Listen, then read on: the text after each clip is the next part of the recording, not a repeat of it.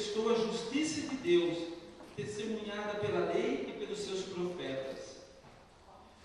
Justiça de Deus mediante a fé em Jesus Cristo, para todos e sobre todos os que creem, pois não há distinção, pois todos pecaram e carecem da glória de Deus, sendo justificados gratuitamente por sua graça, mediante a redenção que há em Cristo Jesus, a quem Deus propôs no seu sangue, como propiciação mediante a fé, para manifestar a justiça, poder de Deus, na sua tolerância, deixar impunes os pecados anteriormente cometidos.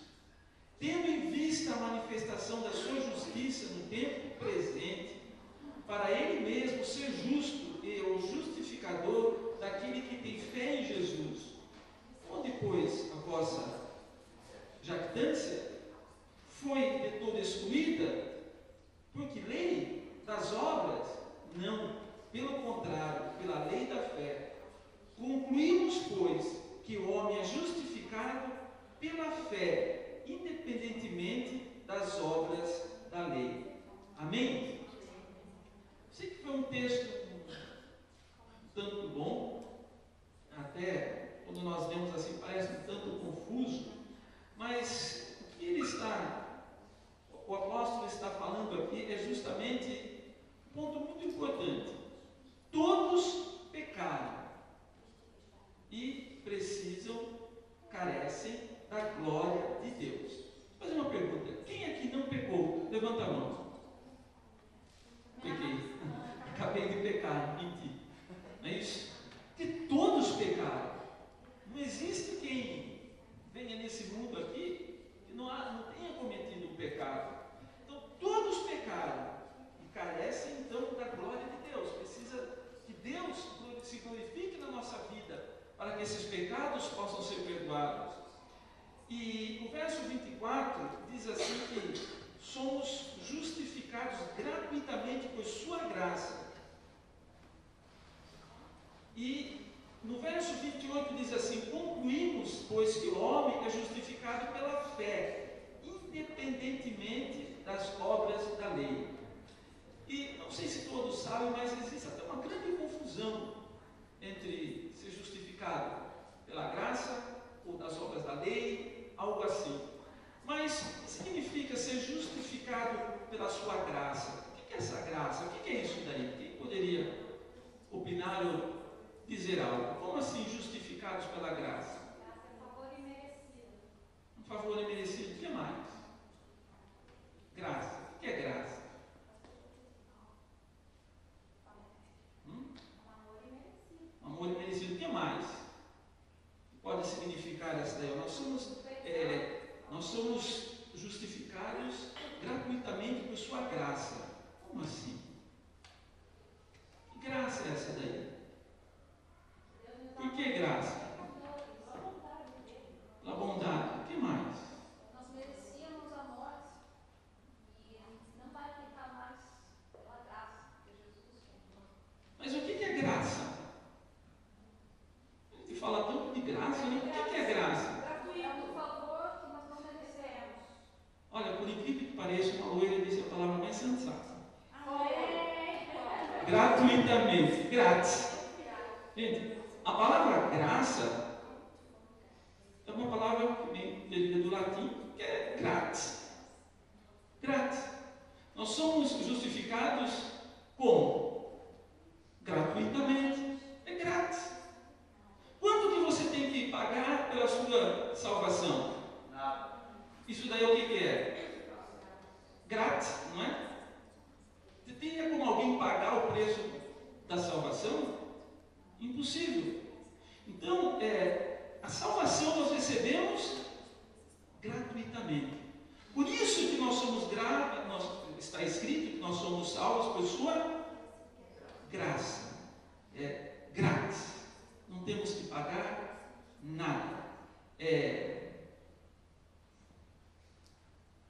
O presente de Deus é uma dádiva para o ser humano. Não é maravilhoso isso daí? Por que nós... Só que aqui está dizendo assim que no verso 28, concluímos pois, que o homem é justificado pela fé, independentemente das obras da lei. Então fala que nós somos justificados pela fé. Agora, o que é fé? O que é fé? Ó, nós já vemos graça grátis. Veja que nós queremos simplificar todas as coisas hoje. O que é justificados pela fé? O que é fé? Certeza do que eu espero. É isso. A prova de algo que eu não vejo é fé. Sabe qual a diferença entre a ciência e a fé?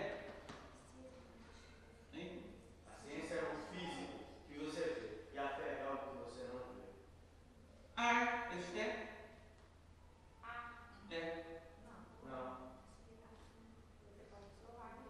Não, mas eu não estou vendo. Mas se explica quimicamente, se explica fisicamente. Andele, diz o mexicano. A ciência tem uma explicação lógica. Tudo que tem uma explicação racional é ciência. Então a ciência, eu posso não estar vendo o ar aqui, mas a ciência comprova que o ar está aqui. Não é isso? Ninguém vê o vento, vê o balançar aí das árvores. A ciência comprova isso daí. Agora, a fé não tem explicação. Quando a ciência não consegue explicar, entra a fé. Como você pode explicar um milagre? Por isso que nós chamamos milagre, porque não tem explicação. O que é um milagre? Viu que milagre? A ciência não consegue explicar. Então isso é um milagre. Então fala o seguinte, que a salvação, nós somos justificados pela graça grátis, é mediante a fé, ou seja, eu não vou encontrar uma explicação científica para os meus pecados serem perdoados. Não existe. Então eu sou justificado porque eu creio que Jesus me justificou. Agora, como que nós somos justificados por Jesus? Porque Jesus nos justificou. Mas o que tem a morte dele a ver com a justificação? Ele pagou pelos nossos pecados. Como assim? Morreu no nosso lugar. Olha só, eu tenho, vamos colocar assim, cada um de nós temos pecado a nossa vida inteira. Mas um dia, Jesus, Ele tomou a nossa culpa. É como se eu tivesse sido, eu matei uma pessoa, fui levado para um tribunal, e nesse tribunal eu fui julgado e fui condenado. E eu já estava assim, vamos colocar assim, para receber a pena de morte. Aí chega uma pessoa e fala assim, olha, eu vim me apresentar aqui, seu juiz, para dizer que não foi o Vicente que matou, fui eu que matei. Então se foi você que matou, o Vicente ele foi condenado e ele vai morrer. Então nós vamos fazer o seguinte, a pena vai para você e você vai morrer, porque você está recebendo essa culpa. E é isso que o juiz vai fazer, vai me tirar da prisão e vai colocar um outro que vai morrer no meu lugar. E é isso daí o que Jesus fez por nós. Eu tinha uma condenação de morte, porque está escrito assim que todos pecaram, todos, e destituídos foram da glória de Deus. E por conta desse pecado, Jesus vem, toma o meu pecado. Ele falou assim, olha, fui eu que fiz tudo isso. Sabe isso? Esse mal que o Vicente fez, não, é meu, essa culpa é minha. Então, se essa culpa é minha, por que eu vou ficar preso? Se Jesus fala que essa culpa é dele, por que eu vou ficar preso? Hein? Não faz mais sentido. Então eu vou ser liberto. E é isso, essa é a nossa fé. Nós cremos que por causa dos nossos pecados, nós merecemos a morte. Mas o Pai, aí nós vemos pelo seu amor, Ele aceita que o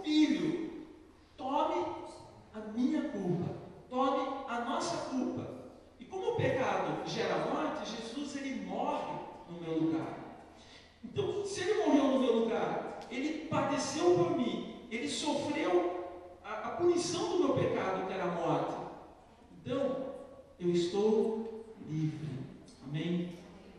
Nós somos livres. Aí é que entra a fé. Eu creio que Jesus morreu por mim. No momento que eu creio, eu estou dizendo o quê? Olha, essa sentença foi paga por Jesus.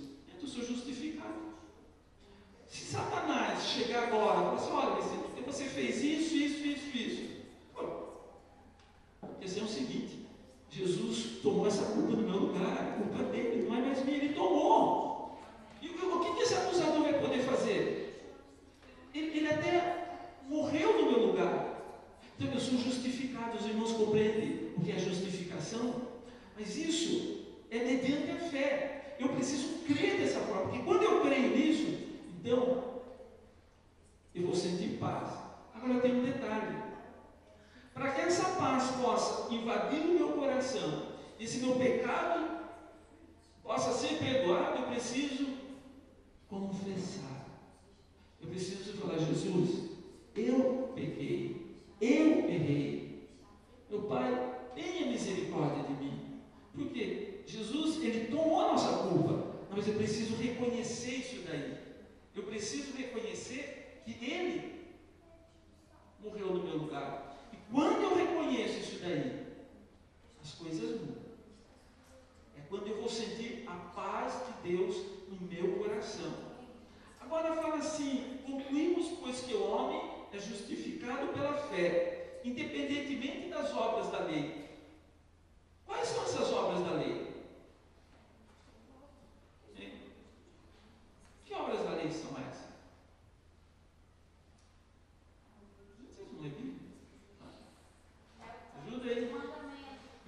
Cumprir os mandamentos. É isso mesmo? Que mandamento? Quais são as obras da lei? Lei de Moisés. Lei de Moisés. Deus, ele deixou a lei. Nós falamos de 10 mandamentos apenas, mas Eu só falo de 2. são muito, mas eu digo assim, são muito mais que 10 mandamentos. São muitas coisas, muitos ensinamentos. Mas quando nós olhamos, vamos ver então o que fala essa lei, qual é o primeiro mandamento lá dos 10? Amar a Deus de todo, acima de todas as coisas, e amar o teu próximo. Não. Os dois, Não. os 5 primeiros e os 5 últimos. Não, estou falando assim, a lei. Não estou falando o que Jesus falou. Quais são dos 10 mandamentos da lei? Qual é o primeiro? Amar a Deus de todo, acima de todas as coisas, sem entendimento. Amar o Senhor teu Deus sobre todas as coisas. Amém? Esse é o que manda a lei. Qual é o segundo mandamento? Êxodo 20. Qual é o segundo mandamento? Mas o que eu estou dizendo? Mas eu não cheguei ainda, Sandra. Calma, tenha muita calma. Eu estou falando que as pessoas precisam entender a obra da lei. O homem é justificado é pela fé, não é pelas obras da lei. E a lei diz o quê? Vamos lá. Não terás outros deuses diante de mim. Não é isso? O que mais? Não farás para ti imagem de esculturas. O que mais? Não vai se encurvar. O que mais? Qual é o outro mandamento? Não tomarás o nome do Senhor teu Deus em vão. Outro mandamento. Gente, o judeu tinha tanto temor para pronunciar o nome de Deus, e quando eles iam falar a Deus, eles silenciavam, só para não correr o risco de tomar o nome do Senhor Deus em vão. Mas qual é o outro mandamento? Não, antes. Isso, não, Lembra-te do sábado para quê? Te santificar. 6 dias trabalharás, mas o 7º dia é o dia do Senhor. Qual é o outro mandamento? Não sei. Mas qual é o outro mandamento? Honra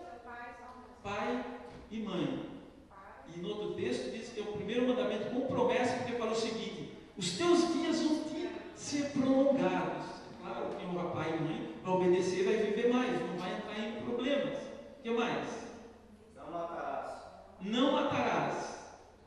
Não adulterarás. Não adulterarás. Não furtarás. Não furtarás. O que mais? Não dirás falso testemunho contra o teu próximo. Não vai inventar coisa. Da falso testemunho é você chegar, falar de uma coisa que você não viu.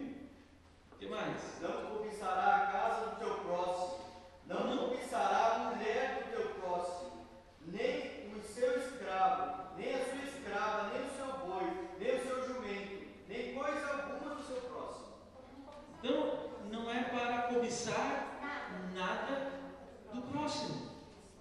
Nada. Então, isso daí são os 10 mandamentos. Que outro mandamento, os irmãos, podem sim começar a se lembrar e que está lá no Antigo Testamento? Sobre a lei. Muito bem. A celebração da Páscoa. Uma vez por ano, no mês da Bíblia, vai comemorar a Páscoa. O que mais? Não. Na festa das colheitas. A festa das colheitas. Tem a festa das colheitas, que é o Pentecostes. Tabernáculo. Festa dos tabernáculos. O que mais? No Antigo Testamento. Olha, tem a circuncisão. Quem é homem? Levanta a mão. Você já foi circuncidado? Não, está na lei. Tem que ser circuncidado. As obras da lei. O que mais? Dos mandamentos. Qual é outros mandamentos aí? Um mandamento muito importante. Malaquias 3:10. O que fala? O 8 fala o quê? Roubará o homem a Deus? O homem pode roubar a Deus? Hein? Pode. Está escrito. Em Malaquias 3:8 fala assim: vós me roubais e me dizeis, em que te roubamos? E o Senhor responde: nos dízimos e nas ofertas. Por isso, com maldição sois amaldiçoados, vós que roubais ao Senhor. Aí ele diz assim: por causa de vós, trazei os dízimos. Gente, o dízimo era, além do dízimo, tinha as primícias. Sabe quando nascia o primeiro bezerro, era dedicado ao Senhor. Tudo que era o primeiro filho era dedicado ao Senhor. Tudo que era o primeiro trabalho, o primeiro negócio, aquilo que a pessoa conseguisse até na colheita, os primeiros frutos eram entregues para o Senhor. E ele disse assim em Malaquias ali, que fazendo isso, trazendo os dízimos, não vai faltar mantimento para que a casa do Senhor funcione. Depois ele fala assim: fazei prova de mim, se não abrir as janelas dos céus e dar uma bênção sem medida. Ele promete repreender o que? O adorador. Gente, isso daí está lá no Antigo Testamento. Eu acho que no Novo Testamento nós sempre falamos muito dessa parte, mas tem mais coisas no Antigo Testamento. O que mais que fala? De sacrificar animais pelo perdão dos pecados. Para que os nossos pecados fossem perdoados. Claro, na Páscoa, uma vez por ano era feito o sacrifício para toda a nação. Uma vez por ano tinha o sumo sacerdote entrava lá no templo para pedir perdão para a nação.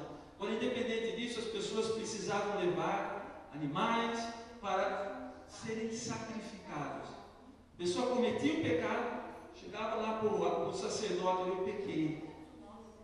Aí o sacerdote matava aquele animal, punha a mão na cabeça do animal e na cabeça do indivíduo que pegou, orava, passando o pecado para o animal, era sacrificado. Gente, eu estou falando das obras da lei. Para o homem ser salvo, antes de Jesus, ele precisava cumprir todo esse ritual. Gente, no sábado, minha bisavó, eu também cresci parte da minha vida na igreja adventista. E eles levam muito a sério essa parte de guardar o sábado. Sexta-feira, a avó já fazia a comida, café da manhã, almoço, a gente deixava tudo pronto para o dia seguinte, para não ter que trabalhar, ter que cozinhar, fazer nada. De manhã, sábado pela manhã, nós tomávamos um café e nós íamos lá para a igreja, para o culto. Chegava, o almoço já estava pronto. Sabe, tudo isso daí, eles ainda levam bem a sério. Mas nós vemos aqui, ele está dizendo assim: aliás, eu vou ser salvo, justificado pela fé em Jesus Cristo, ou se eu cumprir as obras da lei? Hein?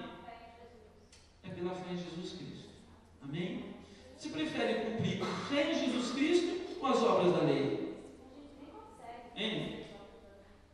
Responde aí. Eu fiz uma pergunta. Você prefere pela fé ou pelas obras da lei? O que é mais fácil, a lei ou a fé? Mais alto, que vocês estão sem convicção. A fé? Aleluia. Pela fé, né? Então nós somos salvos pela fé. Ou seja, você não precisa fazer nada então da lei. Olha o que Jesus disse. Aí, Sandro, muito bem, Sandro. Agora o Sandro vai falar. Aí disse Jesus, lá em Marcos, capítulo 12, o que Jesus fala? Jesus não fala, quem fala é o sacerdote. Não, Jesus, o que ele disse?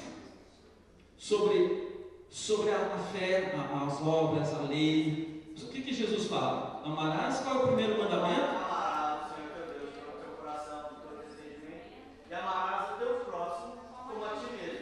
Então Jesus, na graça, esse presente que Jesus nos dá, Jesus, de todos os mandamentos que tem aqui no Antigo Testamento, deixa eu até marcar. Então, gente, os mandamentos não é o Antigo Testamento inteiro, tá? Mas vai até Deuteronômio. Na verdade, se você pegar Êxodo, Levítico e Deuteronômio, aí estão a Torá, a lei de Deus está ali. Se você pegar todos esses mandamentos, Jesus resumiu os dois.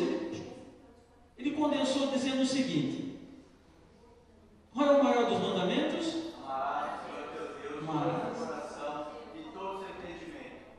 Amarás o Senhor teu Deus com todo o teu coração, com toda a tua alma, com todo o teu entendimento, e o teu próximo como a ti mesmo. Mas como que então nós somos salvos pela fé? Pois está muito mais fácil. E olha o que Jesus fala: buscai primeiro o reino de Deus. Então, se eu busco primeiro o reino de Deus, o que eu vou buscar? Bem, o primeiro mandamento eu vou cumprir, eu vou amar Deus sobre todas as coisas. Eu vou me inclinar diante de imagem de escultura, hein?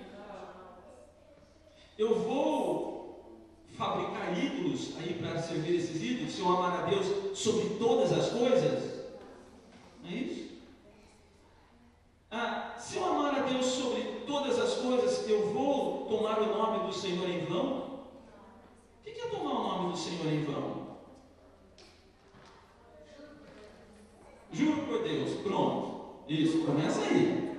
Já começa colocando o nome de Deus. O que mais?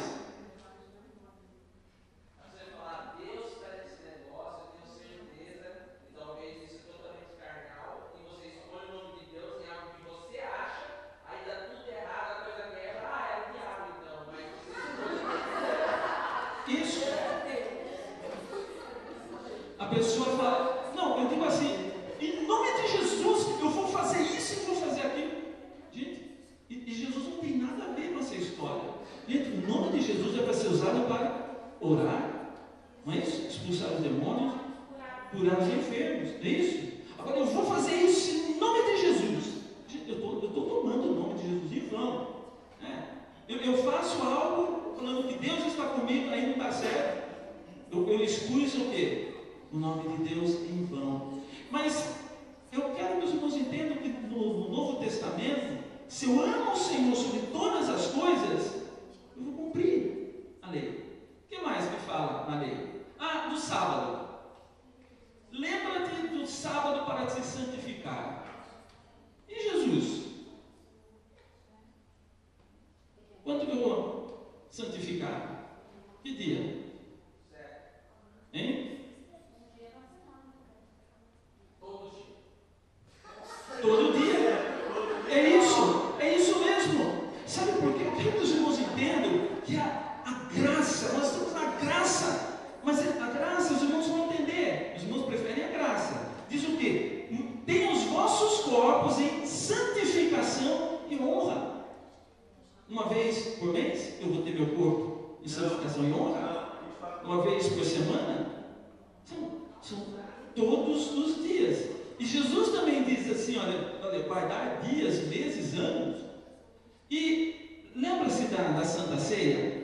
nós vimos lá no Antigo Testamento, que era a Páscoa, quanto tempo o Senhor instituiu a Santa Ceia? Ele disse que tem que ser de quanto em quanto tempo? De uma vez por ano. Hein? Jesus. Ah, Jesus.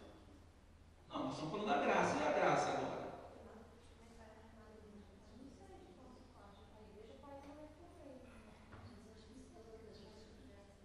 Olha, todas as vezes que você for partir um pão, até mesmo lá dentro da sua casa, você vai partir o pão. Olha, esse é o meu corpo que é partido por vós. Fazer isso em memória de mim. Todas as vezes que eu for partir o pão é para eu me lembrar do quê? Do quê? Do sacrifício. Não é isso? Então, se o judeu comemora a Páscoa, a lei é uma vez por mês, e a minha Páscoa tem que ser de quanto em quanto tempo? Todos os dias. Ele diz assim: examine-se, pois, o homem a si mesmo. Ou seja, a hora que você for partir o pão lá na sua casa, olhe, veja se não tem pecado, olhe. É isso. Jesus não quer que eu deixe um ano de pecado acumulado aí.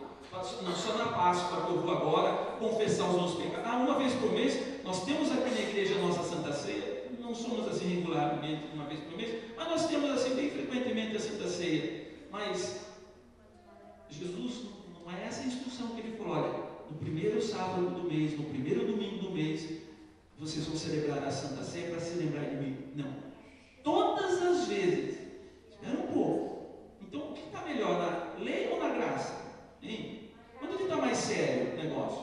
Na graça. Está mais sério na graça. O que mais? Do Antigo Testamento. Mudou alguma coisa no Novo Testamento? Não. Leia lá Efésios, filhos. Lá no capítulo 5, depois ele começa, ele passa para o capítulo 6 também. Tem toda uma ordem de submissão. Começa dizendo assim: não vos embriagueis com vinho onde há contenda, mas enchei-vos do Espírito. Então, no Novo Testamento, eu tenho que ser cheio o quê? Do Espírito. Não é cheio de vinho, é cheio do Espírito. Aí depois fala o seguinte, falando um com outro em salmos, hinos. Depois fala assim: sujeitando-vos uns aos outros. Aí depois ele traz a ordem de sujeição. Mulheres, eu gosto dessa parte, obedecer aos vossos maridos. Isso. Filhos, obedecer aos vossos pais. Empregados, obedecer aos vossos patrões. O que mais? Maridos, homens. Não, peraí. Você já está acrescentando. Você já está em perda. Amem as esposas como Cristo amou a igreja. Não, mas não chegou nessa parte. Por questão de ordem, está escrito que a mulher deve ficar calada na igreja. Não é isso? Fala as coisas fora de hora. Então, tem toda uma hierarquia. Agora, é claro, depois fala assim: olha, marido, ame vossa esposa. Pais, não provoquem a ira nos vossos filhos. Patrões, seja justo com os teus empregados. Gente, a lei coloca sujeitar-vos uns aos outros. Isso aqui não é lei do Antigo Testamento, é na graça. É na graça. O que mais lá do Antigo Testamento? Da lei, vamos voltar na lei. Não adulterarás.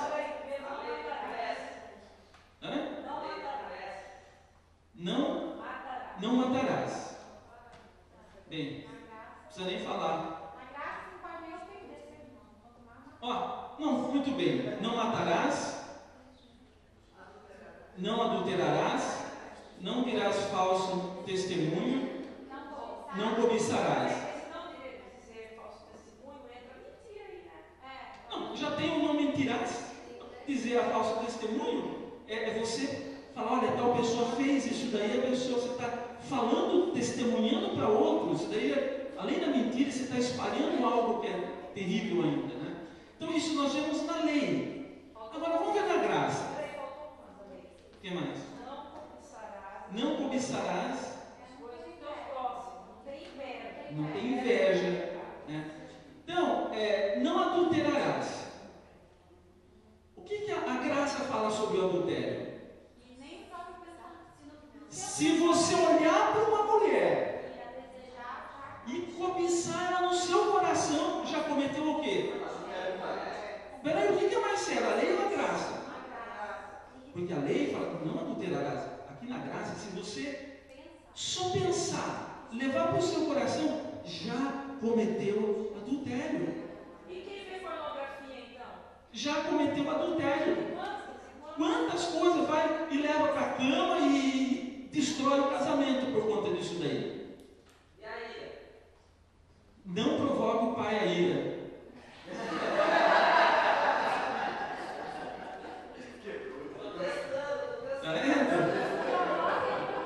Não, eu digo assim, exato, lá no Antigo Testamento nós vemos a lei é severa. Gente, mas a graça não deixou a lei mais light. Vamos agora lá nos dízimos e ofertas, isso daí é muito comum. Aonde no Novo Testamento fala de dízimo? No Novo Testamento eles davam tudo para a igreja. Nossa, então é pior. Tudo que eles tinham, tudo, casa, Mas ele dá muito livre, espontânea vontade. Gente, no Antigo Testamento fala de dízimo e oferta. No Novo Testamento, alguém chegou para Jesus falando assim: é justo pagar a história? Hein? Jesus fala assim: deixa eu ver uma moeda. O que tem na moeda? Hein? Dai a César o que é de César. O que mais que Jesus fala?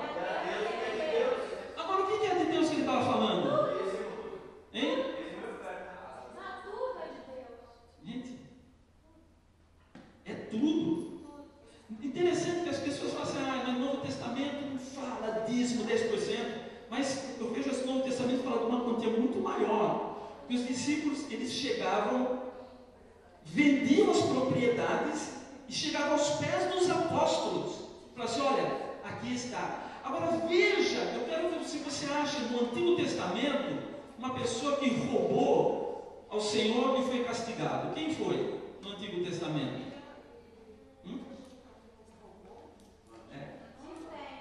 Não tem. E no Novo Testamento? Chegou Ananias e Safira, um casal, uma bênção na igreja.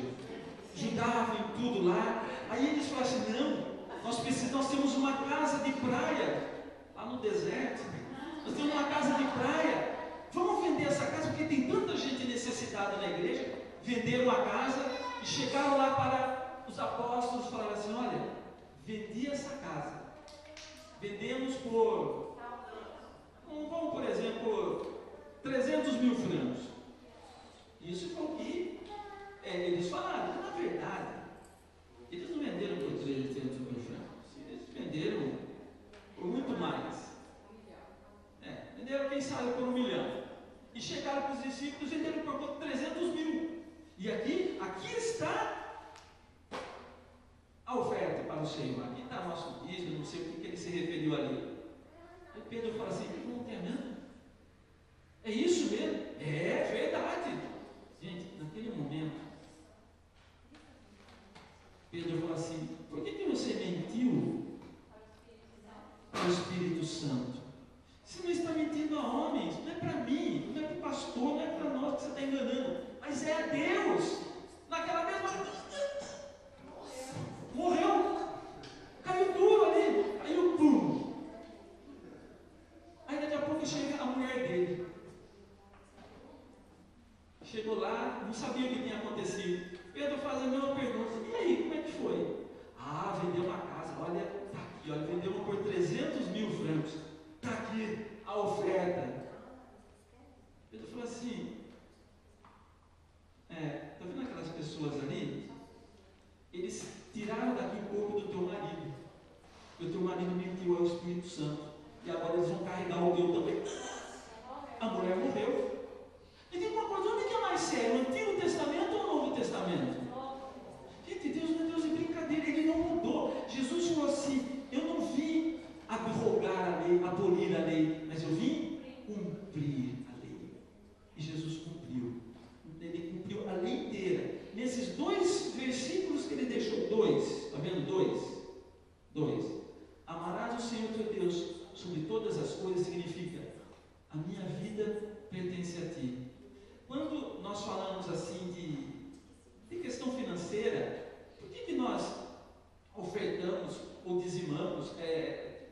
de oferta. O que é isso daí? Eu estou dizendo o seguinte: Deus, isso daqui foi tu que me desse o meu trabalho. Foi tu. Se eu estou trabalhando agora, tu me desse capacidade, abriste porta, e é isso. Então, Senhor, isto aqui é teu, é para o sustento da tua obra. É isso que você está falando. 10% não é nada, você paga muito mais por cento entre todos os impostos aí. Agora, quando chega a prova do Senhor, não sobra, porque tem que pagar tanta conta e nunca vai sobrar. Agora, Jesus diz assim: buscar em primeiro lugar o meu reino. Em primeiro lugar. Primeiro. Por isso que, digo assim, para você separar o seu dízimo, separar a oferta, separar o que você quiser, tem que ser antes de você ver suas contas para não, Senhor, isso em primeiro, porque eu sei que tu és soberano. Ele está dizendo o seguinte: eu creio no teu poder. Eu não estou, não é como foi falado aqui hoje, não é através da minha força, não é através do que eu estou economizando, não é através disso daí, não, mas é pela fé. Novo Testamento é fé. Novo Testamento é nós vivemos a nossa vida confiando que Ele é fiel para cumprir tudo aquilo que Ele nos prometeu. E quem tem dívida para pagar? Ninguém mandou fazer a dívida. O que a dívida tem a ver com a obra de Deus? Não, porque a pessoa fala que tem tanta dívida e não sobra para dar a oferta. Não sobra mesmo, porque não colocou a Deus em primeiro lugar. Então eu falo assim: coloca a Deus em primeiro lugar. E outra coisa, sabia que nós somos devedores para Deus? Olha a salvação que Ele nos deu. Ele nos deu a salvação. Então o que eu faço? Senhor, aqui está em primeiro lugar. O que acontece? Vamos supor, eu vou falar uma coisa para os irmãos aqui. Olha, a partir de hoje, nós não vamos recolher dízimo nem oferta aqui na igreja. Ok? Está contente ou está feliz com isso? Está amarrado, pastor. Não, mas vamos fazer isso. Não deixar a igreja, porque como vai pagar o Não, a primeira coisa que eu vou fazer, vou chegar aqui, o pastor, olha, nós estamos entregando na igreja porque nós não temos dinheiro para pagar o aluguel do prédio aqui. Outra coisa, o pastor come vento.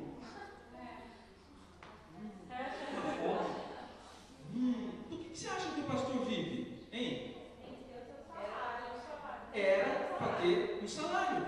Tem que ter. Tem que ter um salário para que ele possa fazer a obra do Senhor. Então acontece, se as pessoas falam assim: nós não vamos contribuir porque eu estou cheio de dívida, o pastor e a família dele não vai sair do ministério, ele vai ter que trabalhar num outro trabalho e não vai ter quem pregue a palavra. Não vai, e outra coisa, quem que está intercedendo pela igreja? Hein? Pode ser que nós estamos aqui nas reuniões de oração, mas se tem uma pessoa que intercede todos os dias, é o pastor da igreja. Então, olha, o que acontece? O pastor vai deixar de interceder, não vai mais ter igreja. Aí você está: ai meu Deus, preciso tanto ouvir a tua palavra. Bem, vai ter igreja para ir? Então pega a sua, tu vai ter que começar a ler a Bíblia. Mas não estou entendendo essa palavra aí. Poxa, eu estou enfermo, quem que vai orar por mim? E aí, como é que fica? Os irmãos estão entendendo que aqui no Novo Testamento não é brincadeira. Jesus não deixou isso daí simplesmente: olha, buscar primeiro o meu reino. É tudo que eu tenho, tudo que é em mim. Vou falar uma coisa: ser igreja, sabe, cumprisse todos os mandamentos do Senhor, a igreja não passaria necessidade. A igreja ia ter muito mais saúde, porque toda a estrutura ia estar funcionando. Vamos ficar em pé, igreja. A salvação é pela graça. Quero que alguém já chamar as crianças de embaixo, tá? Elas vão estar apresentando o teatro de Natal. A salvação é pela graça. É de graça a salvação. Amém? Amém? Salvação é pela graça. Você já recebeu Jesus como seu Salvador? É de graça, não custa nada. Quando você fala: Senhor, eu quero que os meus pecados sejam perdoados, ele é perdoado instantaneamente. É assim, olha, imediatamente, porque ele já pagou o preço lá atrás. Mas agora eu preciso seguir. Até quando? Até o final. Lá em Apocalipse diz assim que guarda o que você tem, para que ninguém roube a tua coroa. Algo muito precioso que você recebeu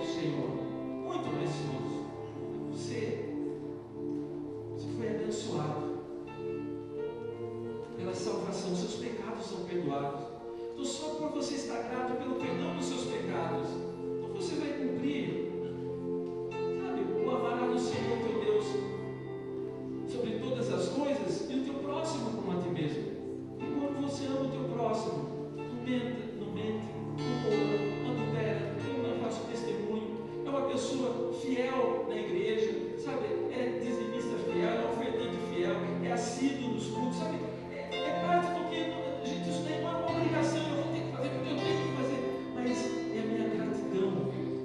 Quanto mais grato você for a Jesus Cristo, maior vai ser a sua entrega para as coisas do reino de Deus. Ora, se você se sente preso ou presa, é porque você não sentiu ainda esse amor, mas Jesus morreu por você. Eu pergunto se nessa noite tem alguém que gostaria de receber essa salvação, nunca aceitou Jesus, nunca fez uma decisão de servir a Deus com todo o coração, mas se existir, se você quiser hoje fazer uma decisão, peço que a igreja feche os olhos agora, quero que você levante a sua mão e fale assim: eu quero servir ao Senhor Jesus com todo o meu coração. Se tiver alguém aqui nesta noite, nesta condição, levante a sua mão, eu quero orar por você, para que o Senhor possa cuidar de você como Ele planejou. Aleluia. Glória a Deus. Veja o jovem aqui, pessoa, entregando tudo para Jesus Cristo. Eu sei que Jesus tem muito mais para fazer na sua vida. Esse é só o começo. Vamos orar. Pai amado, é no nome de Jesus, eu ponho essa tua vida nas tuas mãos, Senhor, para que tu a abençoe. Eu sei que neste momento todos os seus pecados foram perdoados e hoje uma nova história será escrita, uma história de gozo, de paz, de harmonia. Senhor, enche o coração dela, a vida dela, com o teu Espírito, com a tua força, com o teu poder, com o teu amor, Senhor, para que ela possa superar todas as dificuldades da vida. Senhor, eu sei que o nome dela foi escrito no livro da vida, Senhor. Me ajuda que ela possa perseverar até o fim. Está escrito que aquele que perseverar até o fim, este será salvo. Oh, Santo, Santo é o teu nome. Obrigado, Senhor. É no nome de Jesus eu coloco esta vida diante de ti. Em nome de Jesus eu te peço e te agradeço estas bênçãos, agora e sempre. Amém. Lá no último livro da Bíblia, em Apocalipse, diz assim que foi aberto um livro, que é o livro da vida.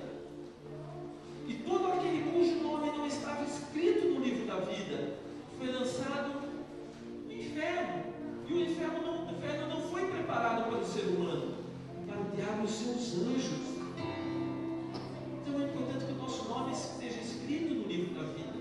Depois o texto fala assim: mas quanto aos cães, aos homicidas, aos idólatras, aos feiticeiros, aos adúlteros, aos fornicários. Fornicação é